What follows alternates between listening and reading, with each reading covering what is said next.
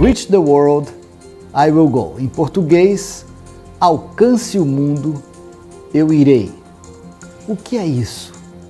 É mais um plano? É mais um projeto? De que se trata? Veja agora na ANN.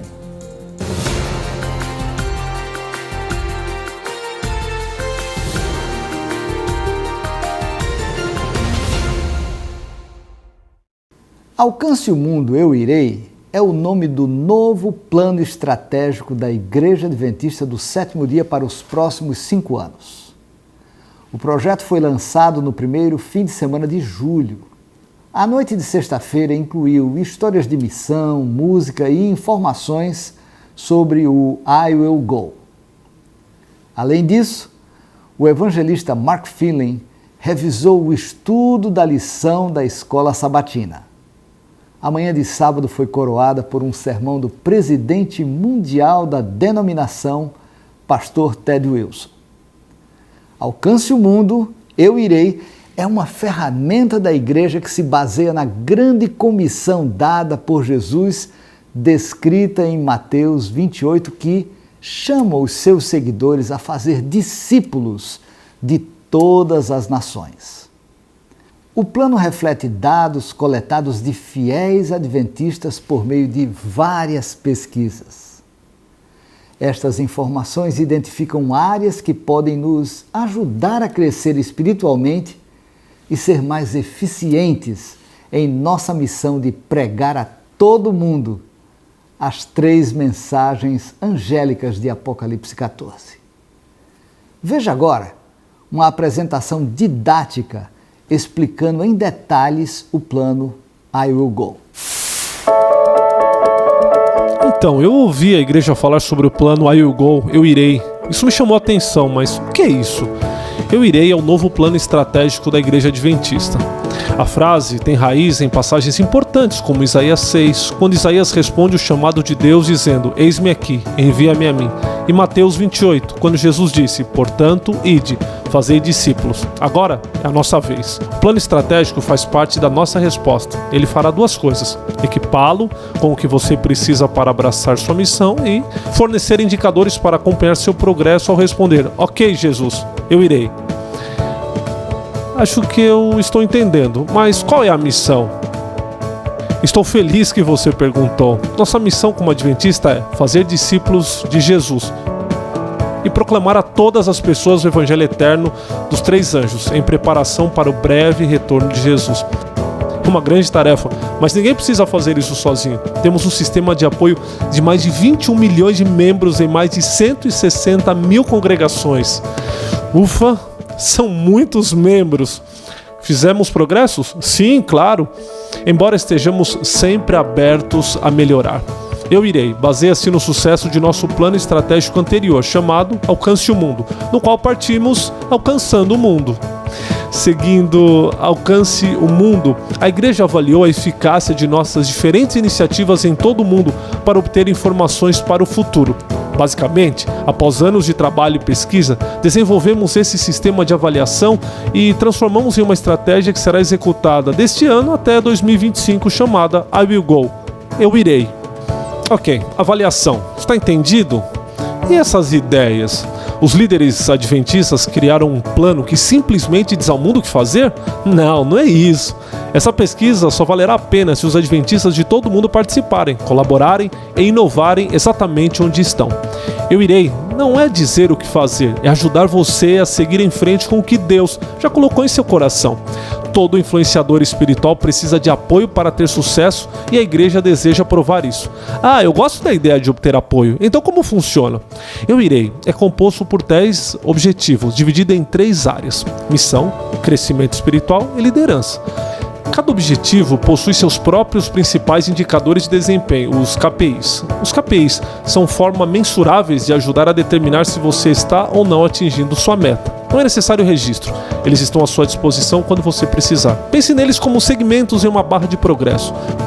O rastreamento de progresso parece ótimo, mas e se eu nem souber por onde começar? Não se preocupe, os KPIs também servem como uma ferramenta de brainstorm, como exemplos para ajudar você a começar. Alguns KPIs são destinados a pessoas que ocupam cargos de liderança. Outros se destinam a pessoas como eu e você. E os objetivos podem ajudá-los a determinar como usar. O melhor é que, se o Espírito Santo inspirar a criar algo completamente novo que ainda não está na lista, você vá e faça isso. E as iniciativas da igreja? Nós já fizemos. Isso significa que vamos substituí-las? Não. Iniciativas como evangelismo digital, reavivamento e reforma são, na verdade, métodos para cumprir o plano I Will Go. Tome, por exemplo, a iniciativa tem mais informação? Não. Todos envolvidos na missão. Eu ouvi falar disso. É onde todos os membros da igreja estão envolvidos em alguma coisa na missão, é isso? Sim, Senhor. O TEM é apenas uma maneira de cumprir o plano Eu Irei, pois procura envolver todos. Gostaria de compartilhar mais, mas não quero fornecer muitas informações. Eu vi o que você fez lá. Então, basicamente, a estratégia Eu Irei ajuda os adventistas, como eu, a criar novas iniciativas e melhorar as iniciativas já feitas. Você entendeu? Eu Irei não é um slogan de bem-estar para membros mornos observar confortavelmente a missão de longe. Se levamos a sério a missão, precisamos fazer estratégias. É por isso que pedimos a todos com o nome de Adventista que compreendam e adotem o plano estratégico Eu Irei, das áreas de impacto aos KPIs. Podemos conversar sobre isso, mas o plano Eu Irei traduz nossa missão em objetivos realistas, tangíveis, para seguir o caminho. Ao aplicá-los, podemos garantir que praticamos o que pregamos. Acho que agora entendo. É realmente um clamor para os adventistas de toda parte abraçarem completamente o chamado que Deus fez sobre eles. Jesus ordenou, portanto, ide, fazei discípulos de todas as nações. E essa é a nossa oportunidade de dizer, eu irei. Sempre que o Espírito Santo o inspirar com ideias sobre como você e sua igreja local podem causar impacto, desafiamos você a responder, eu irei. Bem, amigos, isso foi tudo por hoje. Na semana que vem, se Deus quiser, a NN volta com mais informações de missão global. Até lá e fique com Deus. Um abraço.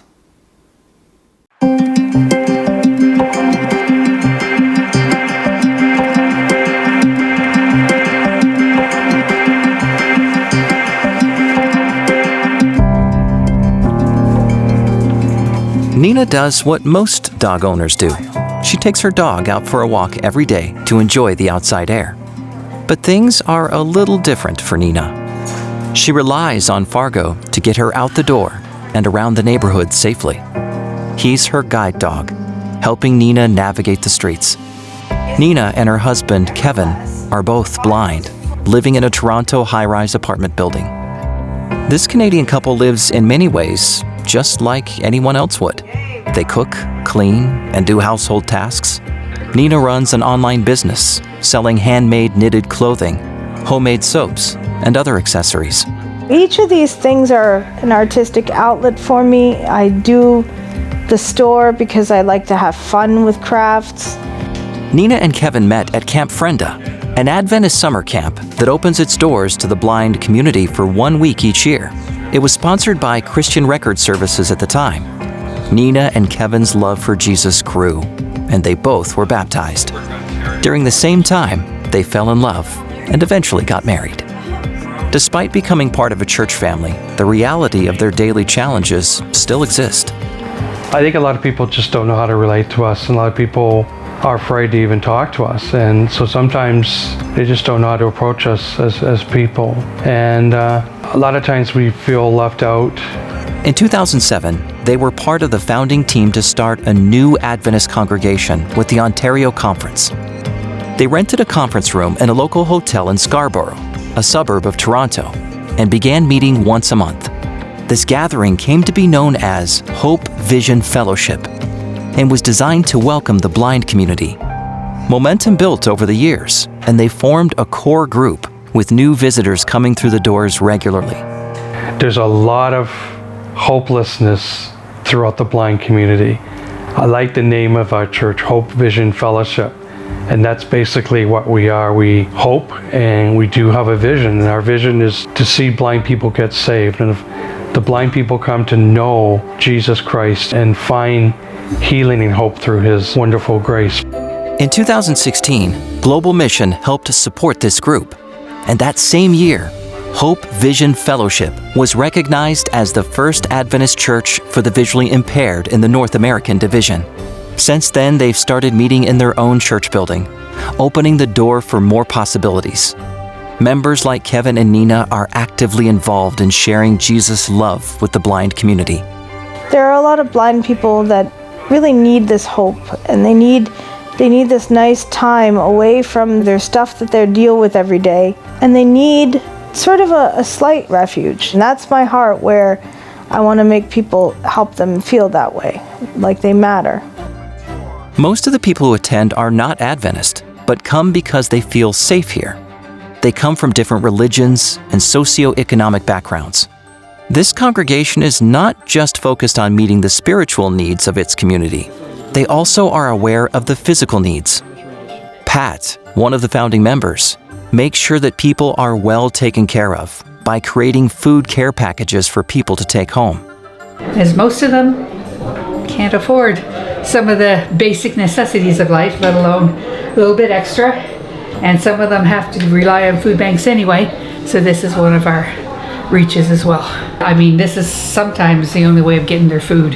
Knowing some of the stories of some of the ones going to actual food banks, they get pushed to the back, they can't see, they don't know what they are. And the one time I was helping a girl clean out her cupboard, and she had 25 cans of expired spaghetti sauce. And no spaghetti. So this is just helping. Thanks to your prayers and contribution to Global Mission, churches like this are planted in new areas and among unreached people groups. I want to thank God from the bottom of my heart for the Adventist Church. It was through the Adventist Church that I found Jesus. It was through the Adventist Church that I experienced His love. And it's through the Adventist Church's help into the man that I am today. Thank you for supporting Global Mission.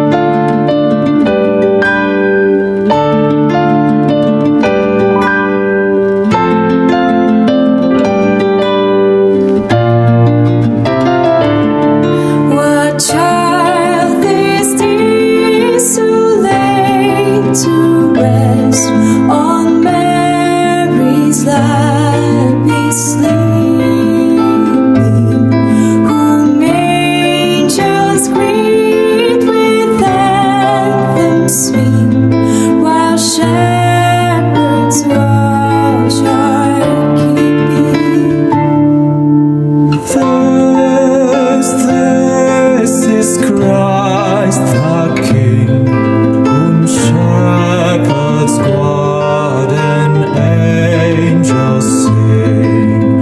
Haste, haste to bring him loud, the babe, the Son of Mary.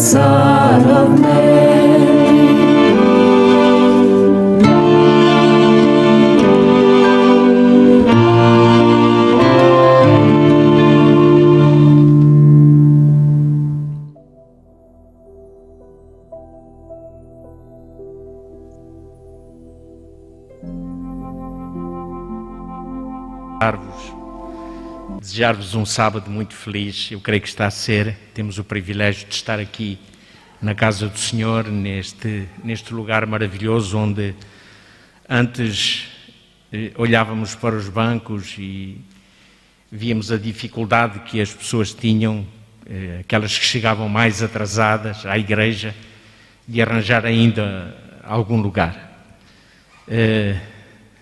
Hoje não é assim, infelizmente. Devido a toda esta situação que nós já conhecemos, não é possível voltarmos a ter, por enquanto, os bancos da igreja repletos. Eu saúdo estes irmãos que aqui estão pela vossa coragem de quererem estar aqui hoje para louvar ao Senhor. E ao mesmo tempo eu desafio outros irmãos. Ainda temos lugares vagos. Se o quiserem fazer, se alguém sente esse desejo no seu coração de vir à casa do Senhor, poderá fazê-lo. Bastará apenas contactar a secretária da nossa igreja, dar o seu nome para que o seu lugar seja reservado. Infelizmente tem que ser feito assim. Isto também para evitar que se um dia a igreja tivesse a sua lotação completa, que são 28 pessoas, alguém chegasse ali e tivesse que voltar para trás porque já não havia lugar. É só por esse motivo e por essa razão que antes nós pedimos aos irmãos, às pessoas, às nossas queridas visitas, que nos contactem antes de virem à igreja. Meus queridos irmãos, e então como é que devemos adorar ao Senhor? Quando nós lemos no Evangelho de João, no capítulo 4 e no versículo 24, Evangelho de João, capítulo 4, versículo 24, Jesus diz: Deus é Espírito. Deus é Espírito. E importa que todos os que o adorem, todos os que o adorem em espírito e em verdade. De que maneira precisamos de adorar o nosso Deus? Jesus diz: adorá-lo em espírito e em verdade. Adorá-lo em espírito, o que é que significa? Adorá-lo em verdade, o que é que significa? Que a nossa adoração, em primeiro lugar, tem que partir de dentro para fora. É adoração com o coração. Não se trata de uma atitude superficial. Não, o momento de oração é um momento especial. É o momento em que eu estou diante do meu Deus. E a minha adoração parte do meu coração. E em verdade, porquê? Sabem, eu lembro-me de ouvir uma experiência contada por um pastor há muitos anos. Eu ainda era um jovem quando ouvi esta experiência. E ele falava acerca do hino hipócrita. E então ele dizia: há muitas pessoas, ou algumas pessoas, que cantam: todo teu, Senhor, eu serei, o meu coração entreguei, mas realmente apenas cantam quando vão à igreja, mas na prática ainda não o fizeram, ainda não entregaram verdadeiramente a sua vida ao Senhor. Muitos cantam, dizia este pastor, querer observar sua lei, querer confiar, sua lei observar, mas na realidade nem todos estão dispostos a observar verdadeiramente os mandamentos do Senhor. E então ele ia por aí fora, citando frases de hinos, e dizia: cantam assim, mas na vida prática as coisas são diferentes. Então ele chamava isso o canto hipócrita. Mas quando Jesus diz que devemos adorar ao Senhor em verdade, Ele está a dizer que devemos adorá-lo de uma forma autêntica, nós próprios, sem hipocrisia. Assim deve ser a nossa oração. Quer dizer que se eu venho ao Senhor para o adorar, a minha vida deve estar em ordem com o Senhor. E esse deve ser o exame que eu devo fazer antes deste momento solene de adoração. Sabe, irmãos, que quando nós fazemos a Santa Ceia e antes daquele momento do lava-pés, momento da comunhão, é dito: cada um se examine a si mesmo. Antes de participarmos da mesa, dos emblemas, examine-se o homem a si mesmo. Realmente, quando vamos perante Deus, devemos procurar saber qual é o nosso estado. E então alguém poderá perguntar: quer dizer então que se eu não estiver bem, que se eu encontrar pecado na minha vida, eu não devo adorar o Senhor? Não. Você deve adorar ao Senhor.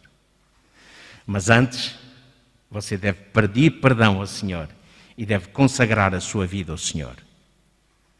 Sempre que vamos na direção de Cristo, devemos sempre fazer um balanço da nossa vida. Aliás, este balanço deve ser feito diariamente, como nos diz o Espírito de Profecia.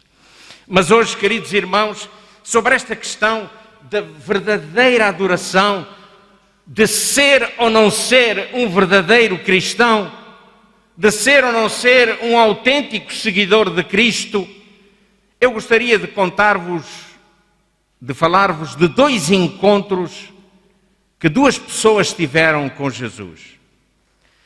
O primeiro desses dois encontros foi um encontro de um homem, mas foi um encontro premeditado. Ou seja, esse homem, ele premeditou tudo.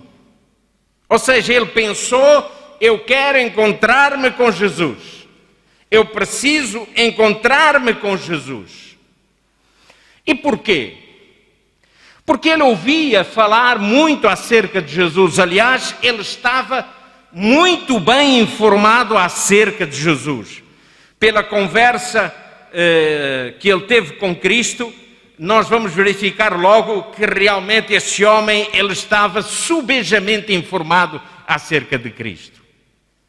Tanto é que quando ele foi à presença de Jesus, ele disse assim: todos nós sabemos que tu és um grande mestre e és vindo de Deus, porque ninguém faria esses milagres, esses sinais que tu fazes, se realmente não fosse vindo de Deus.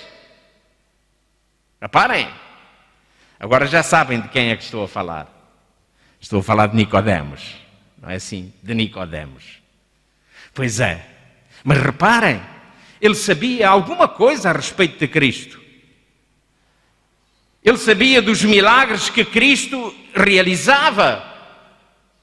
Ele sabia que Jesus era algo especial ou alguém especial. Ele reconhecia que realmente Jesus era vindo de Deus.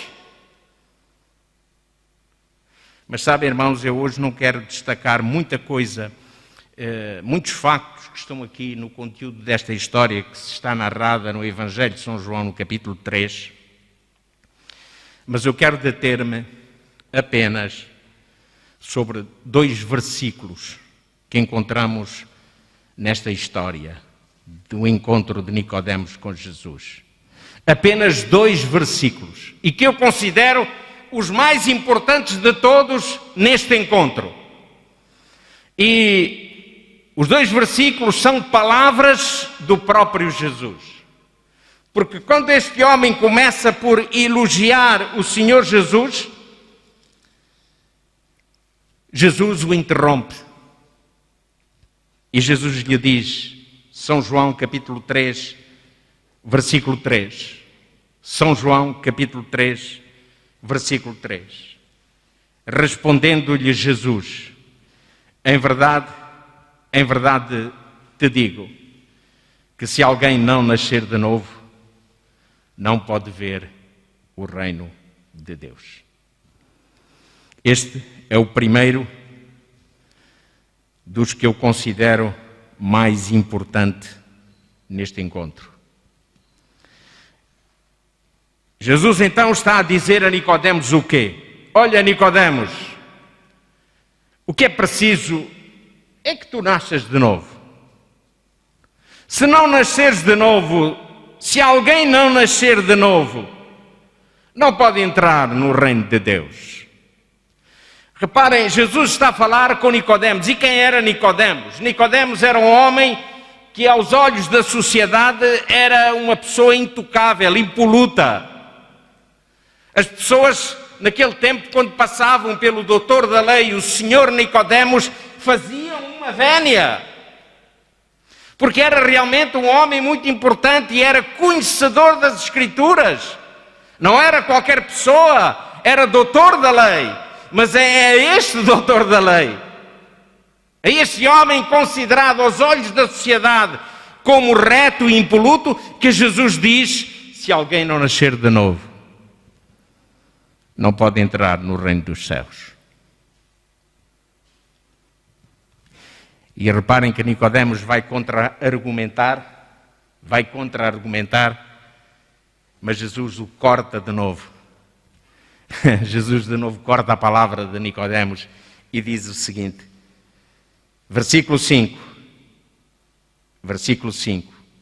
e Jesus respondeu, em verdade te digo, se alguém não nascer da água e do Espírito, não pode entrar no reino de Deus.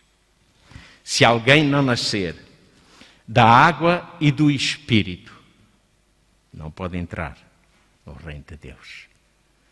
Jesus vai realmente ao âmago da questão, vai ao centro da questão. Jesus não tem evasivas. Jesus diz a Nicodemos, olha Nicodemos, o importante aqui não é a tua teologia, não é o que tu sabes, não é o que as pessoas pensam a teu respeito, não é nada disso, não é a tua aparência. nada disso é importante aqui.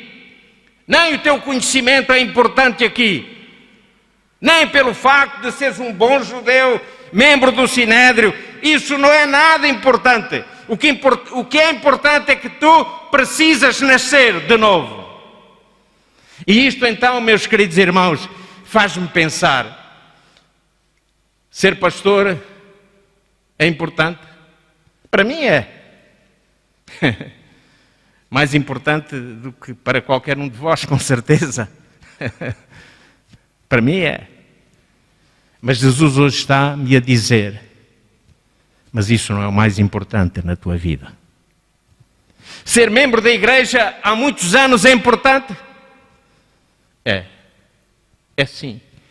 Mas Jesus nos está a dizer, mas isso não é o mais importante aos olhos de Deus.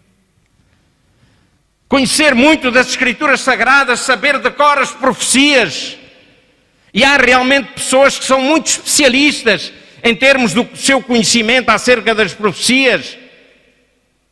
Será que isso não é importante? É sim. É muito importante. Mas não é o mais importante. Porque eu posso ter tudo isso, eu até posso ser pastor, posso ser diácono, posso ser ancião da igreja, posso ser o que for, mas se eu não nasci de novo, isso não vale de nada, zero, absolutamente nada vale. E é isso que Jesus está a dizer a Nicodemos. Tu precisas nascer de novo. E o que é isso? Nascer de novo. Nem o próprio Nicodemos entendia, não é? E nós entendemos o que é nascer de novo. Também não é muito importante nós entendermos o que é nascer de novo se realmente não queremos passar por essa experiência. Mas para passarmos por essa experiência, nós precisamos de entender o que é nascer de novo. E o Senhor diz aqui o que é nascer de novo. Ele diz que nascer de novo está baseado em duas coisas importantes. A primeira, nascer da água. E a segunda, nascer do Espírito. Há pouco, no primeiro texto que nós líamos, aquele texto de João 4, 22, aliás 4, 24, nós dizíamos que Jesus afirmava que a verdadeira adoração é em espírito e em verdade. O verdadeiro novo nascimento dá-se em espírito. Se não nasceres da água e do espírito. Nascer da água é apenas um simbolismo. Apenas isso. Significa o batismo. E o batismo tem em torno de si uma carga muito ilustrativa, muito simbólica daquilo que é o novo nascimento. Porque a pessoa, quando é mergulhada nas águas, ela está a morrer para o pecado. Ou seja, é o símbolo de que ela morreu para o pecado. E quando a pessoa é erguida das águas, é o símbolo de quê? De que ela renasceu para uma nova vida. E é por isso, queridos irmãos, que lá o apóstolo Paulo, em Romanos, capítulo 6, e no versículo 4, Romanos, capítulo 6, versículo 4, ele diz: fomos, pois, sepultados com ele pelo batismo na morte, para que, como Cristo foi ressuscitado entre os mortos, pela glória do Pai, assim andemos nós também, em quê? Em novidade de vida. Em novidade de vida. Então, o batismo é comparado a esta morte. Fomos sepultados, morremos com o Senhor, ressuscitamos com o Senhor, somos uma nova criatura. E nascer do Espírito, o que é que significa? Precisamente a mesma coisa, ou seja, uma é o símbolo, a outra é a realidade. Porque o novo nascimento só acontece realmente quando o Espírito Santo, ou quando permitimos que o Espírito Santo transforme e mude a nossa vida, o nosso caráter, a nossa personalidade até. Só assim é que acontece o novo nascimento. E por isso Jesus diz, olha, nascer da água e nascer do Espírito. Em parte alguma, nós encontramos na Bíblia que Nicodemos se batizou. Mas é provável que ele se tenha batizado. Porque houve e há indícios na palavra de Deus da conversão de Nicodemos. Principalmente no momento da morte do próprio Jesus, em relação ao sepultamento de Jesus. E aquilo também que o Espírito de profecia nos diz sobre essa questão de Nicodemos. Por isso, Nicodemos, ele ouviu bem as palavras do Senhor: necessário é nascer de novo, da água e do Espírito. Mas, queridos irmãos, estamos aqui a falar de Nicodemos. E nós?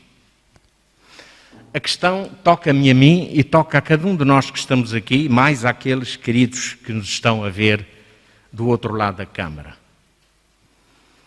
Nascemos de novo. Sabem que o apóstolo Paulo, ele dizia assim: eis que cada dia eu morro. Paulo, isto é muito profundo, aquilo que Paulo está a dizer é realmente muito profundo. Paulo estava a analisar a vida cristã num processo de santificação. Ele dizia: na realidade eu preciso de morrer cada dia. Na realidade eu preciso de crucificar os meus pecados cada dia. Na realidade eu preciso de confessar os meus pecados cada dia. Na realidade eu preciso de experimentar cada dia o que é ser uma nova criatura. O que é viver como uma nova criatura. Era esta a experiência do apóstolo São Paulo. Por isso ele diz lá também em 2 de Coríntios capítulo 5, versículo 17, 2 de Coríntios 5, 17, ele diz: pelo que se alguém está em Cristo, nova criatura é, as coisas velhas já passaram, eis que tudo se fez novo. Sabe, irmãos, quando nós nos batizamos, de facto nós deixamos as coisas velhas todas para trás. Mas o problema não está no momento do batismo. O que era velho foi deixado para trás. Os nossos pecados foram confessados. Nós fizemos publicamente a nossa entrega ao Senhor Jesus. E o batismo simboliza exatamente isso. O problema é o que vai acontecer depois daí. Se realmente eu me vou manter, se eu vou permanecer em Cristo, se eu não vou permanecer em Cristo. Porque a nossa luta não acaba no momento em que fomos batizados, pelo contrário. Ela vai ser mais intensa ainda, porque o inimigo ele não quer de maneira nenhuma aceitar a vitória de Cristo em nossa vida. Ele quer levar-nos à derrota, ele quer levar-nos ao desânimo, ele quer levar-nos ao abandono da fé. Esse é o propósito dele. E por isso esta vida, irmãos, é uma luta. Nós estamos a viver um tempo de pandemia. E sabem, aqui há dias eu falava com um colega meu, pastor também, não vou citar a igreja, porque eu vou falar de alguma coisa que se passou na sua igreja e não ficaria de maneira nenhuma bem estar aqui a mencionar. Mas esse colega abria o seu coração e dizia-me: olha, Jorge, o pior perigo da pandemia para a igreja é o abandono da fé. É o abandono da fé. Nós vamos ver se realmente depois desta pandemia, quando a igreja abrir totalmente e as pessoas virem à igreja, como é que vai ser? E então ele dizia-me com tristeza: sabes, aqui há tempos houve um grupo de irmãos que resolveu fazer um convívio num lugar ao ar livre. E eu disse-lhes a eles que não deviam fazê-lo, que deviam ter cuidado. Mas eles disseram que iam fazer este convívio ao ar livre, que seria num dia de sábado pela manhã, para adoração ao Senhor. E o pastor disse, mas olha, nós estamos ainda a igreja, hoje a igreja já está aberta, naquela altura não estava, e ele disse, olha, mas nós estamos a transmitir os cultos, o irmão pode assistir. Não. E então, à revelia, eles fizeram um convívio ao ar livre, convidaram irmãos, convidaram membros de igreja, e tinham um grande grupo ao ar livre, a reunirem-se.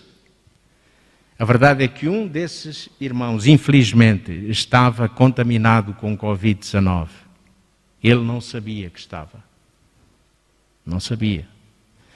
E os irmãos que ali estavam, na sua maioria, não usaram máscara. Não usaram máscara. Achavam que não precisavam de máscara. Deus é que nos protege de todas as coisas, nós não precisamos de nada. E a verdade é que 4 pessoas acabaram por ficar também contaminadas. 4 pessoas daquele grupo. Este pastor com tristeza dizia-me, hoje a igreja está aberta, mas a mim entristece-me quando eu olho para a igreja e vejo tantos bancos vazios, quando ainda há possibilidade de termos mais pessoas aqui dentro. Mas o pior ainda não é isso. É quando o diretor de jovens vem ter comigo e me diz assim, olha pastor, eu não sei o que é que hei de fazer mais. Mas então o que é que se passa? É que alguns dos nossos jovens, por causa da pandemia, não querem vir à igreja, mas vão para a praia ao sábado pela manhã. E à tarde, se calhar, ainda vão dar um girinho a um centro comercial. E este colega estava triste. Meus queridos irmãos, o que é nascer de novo?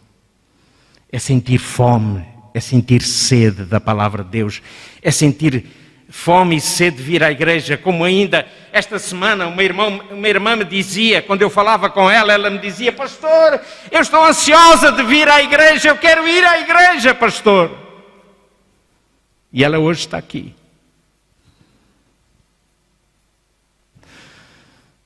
Fome e sede, novo nascimento.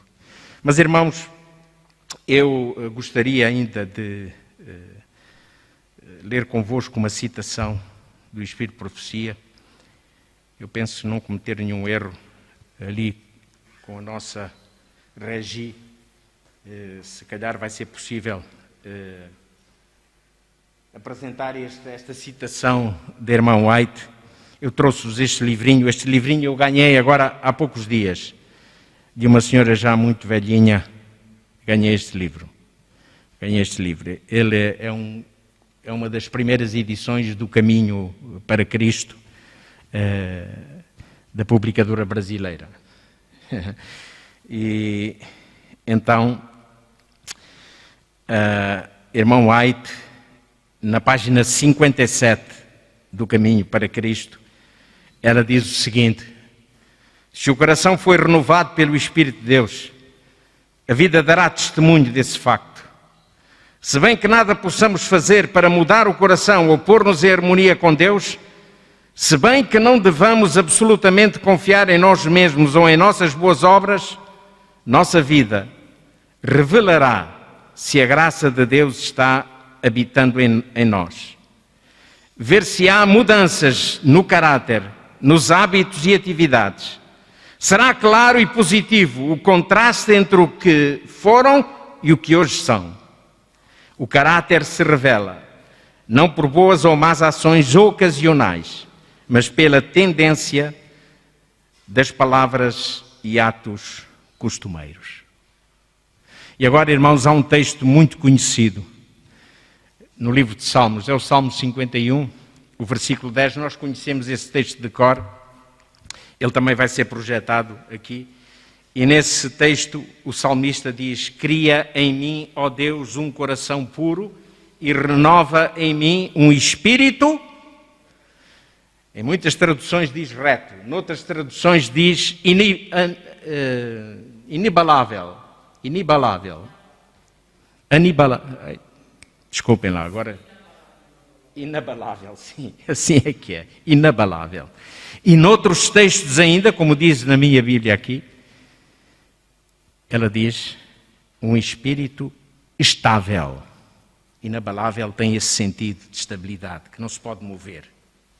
Um espírito estável. Não sei como está nas vossas Bíblias, mas na minha está: renova em mim um espírito estável. Viram que o texto de irmão White diz?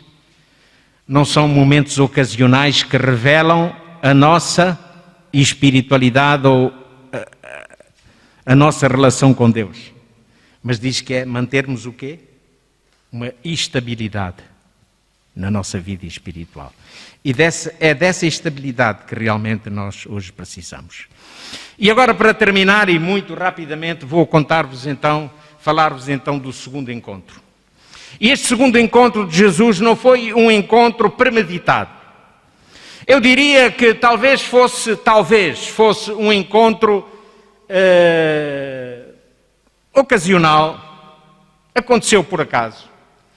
Mas tendo em conta que a nossa irmã White, ela diz no livro Desejar Todas as Nações, que nada acontece na vida de um filho de Deus sem que Deus o permita, então eu tenho algumas dúvidas se realmente este encontro foi também um encontro ocasional.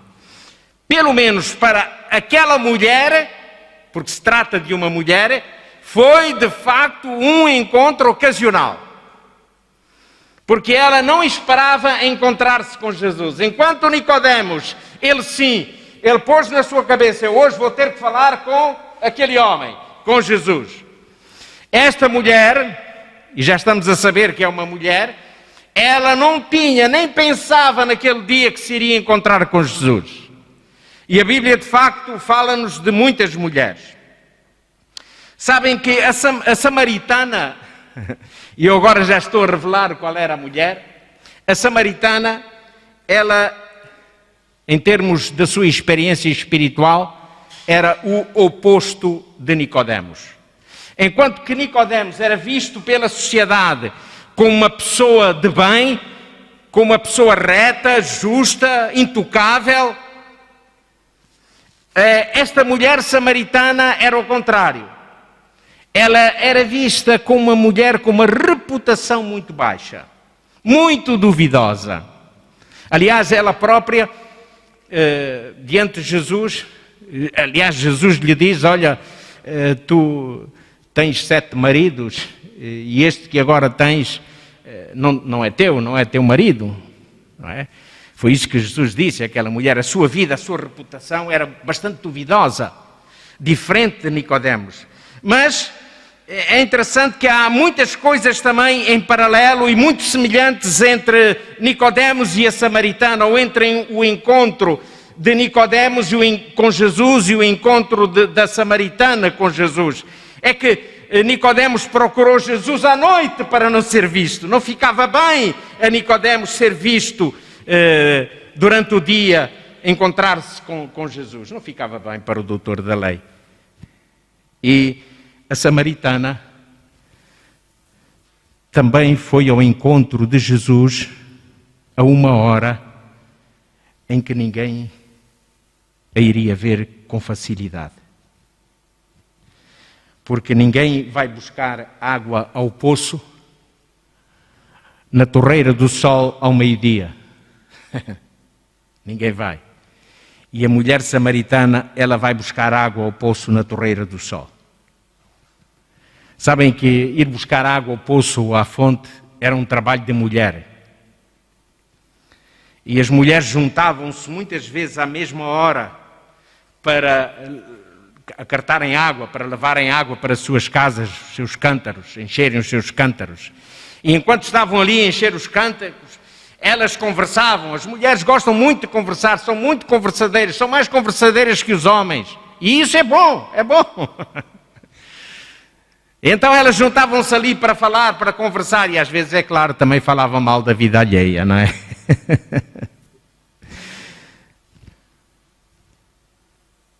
samaritana não queria isso, não queria contacto com ninguém, queria parecer despercebida para que ninguém falasse dela. E por isso ela foi à fonte, numa hora imprópria de ir à fonte. A hora em que ninguém ia, é que ela foi. Agora Jesus estava lá à espera dela. Irmão, Jesus sabe tudo, nada está vedado aos olhos do Senhor. Se para a samaritana aquele encontro era um encontro casual, para Jesus eu duvido que fosse um encontro casual. E Jesus esperou que aquela mulher viesse no momento em que os discípulos tinham saído, tinham ido comprar comida, de tal forma que Jesus ficou sozinho com aquela mulher. E nós conhecemos a história. E eu também vou deter-me apenas em 2 versículos deste encontro de Jesus com a samaritana. Eles estão no capítulo 4. Capítulo 4, o primeiro versículo é o 10. É a resposta de Jesus à mulher samaritana quando ela repreendeu Jesus pelo facto de falar com uma samaritana.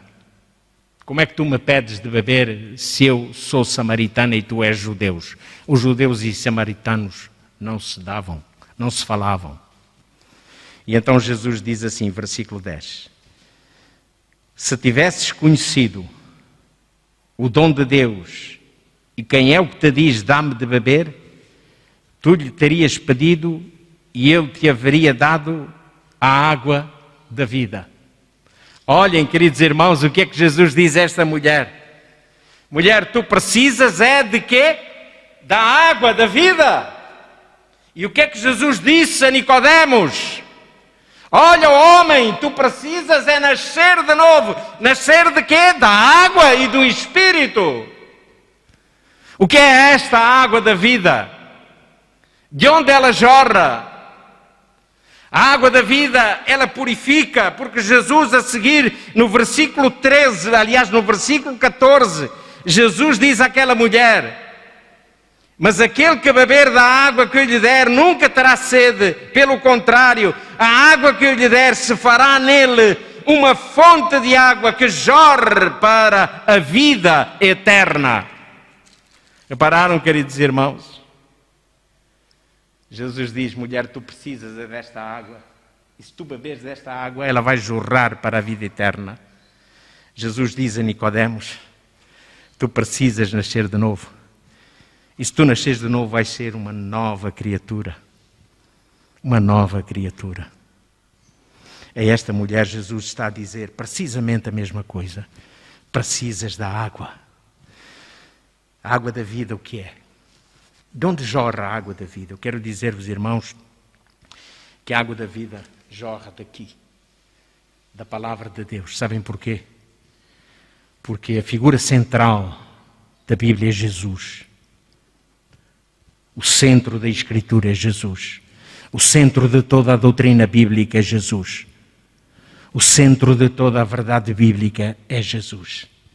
A água da vida jorra daqui. E todas as vezes que nós estamos com a Bíblia em mãos, todas as vezes que alguém entra no seu quarto, faz a sua oração, pegou na sua Bíblia e começa a ler, a estudar a palavra do Senhor, a água da vida está a jorrar para ele. E agora o que é que vai acontecer? Vai acontecer precisamente o mesmo que aconteceu com aquela mulher samaritana. Olhem o efeito de receber a água da vida. O efeito do novo nascimento na vida da pessoa, o que purifica a nossa alma, o que purifica o nosso coração é a palavra de Deus. Eu preciso de ir ao encontro de Jesus cada dia, eu preciso de ir aos pés de Cristo cada dia, por isso eu preciso da palavra de Deus. E se eu não tenho esse propósito, então, meus queridos irmãos, a minha vida vai ser superficial, a minha vida cristã vai ser nominal. Esta mulher deixou o cântaro, porque ela não precisava mais daquela água física. A água física mata a sede física, mas não mata a sede da alma. E esta mulher precisava da água que vinha de Jesus para matar a sede que existia na sua vida. E sabem o que é que ela fez? Ela deixou o cântaro e correu para a sua aldeia. Oh, irmãos, a boca fala daquilo que o coração está cheio.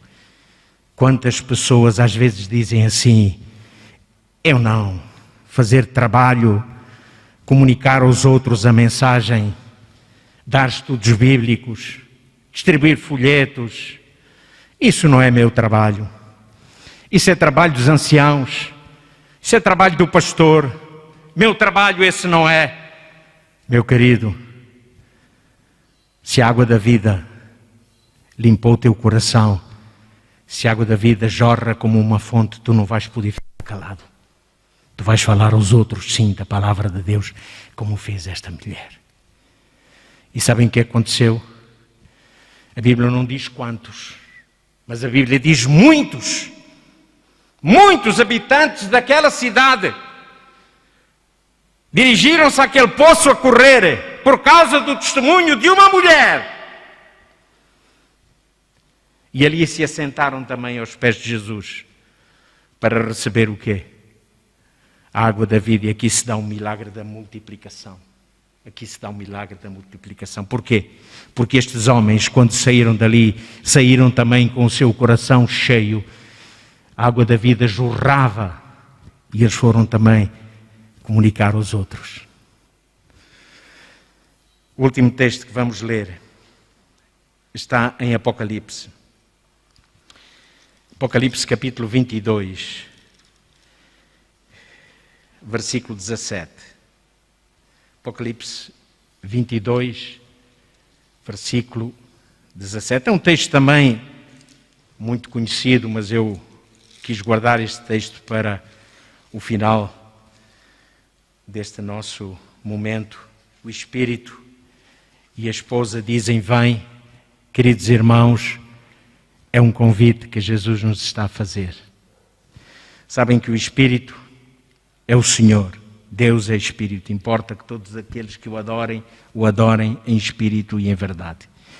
E é o Espírito quem toca o nosso coração, foi o Espírito quem disse aos irmãos e colocou esta vontade de hoje estarem aqui. Foi o Espírito quem colocou essa vontade nos queridos irmãos de estarem a ver este culto através desta transmissão. Este Espírito. E a esposa quem é? A noiva é a igreja. A igreja que tem essa incumbência também de levar a água da vida. A água que jorra da fonte que é Jesus. E o Espírito e a esposa dizem: vem. E quem ouve, diga: vem. E quem tem sede, venha. E quem quiser, receba de graça a água da vida. Este é o convite de Jesus hoje para todos nós. Esta é a dádiva do Senhor para todos nós. Recebe, querido irmão, a água da vida. Vai a Jesus, vai como estás. Não deixes que seja as circunstâncias que estamos a viver que te impeçam realmente de ires à fonte. Não permitas isso em tua vida. Podes ir como estás, não importa. E Jesus diz que dará água da vida, assim como Ele deu naquele dia àquela mulher e como Ele deu esperança de uma vida nova a Nicodemos. Esta é a minha oração e o meu desejo. Amém.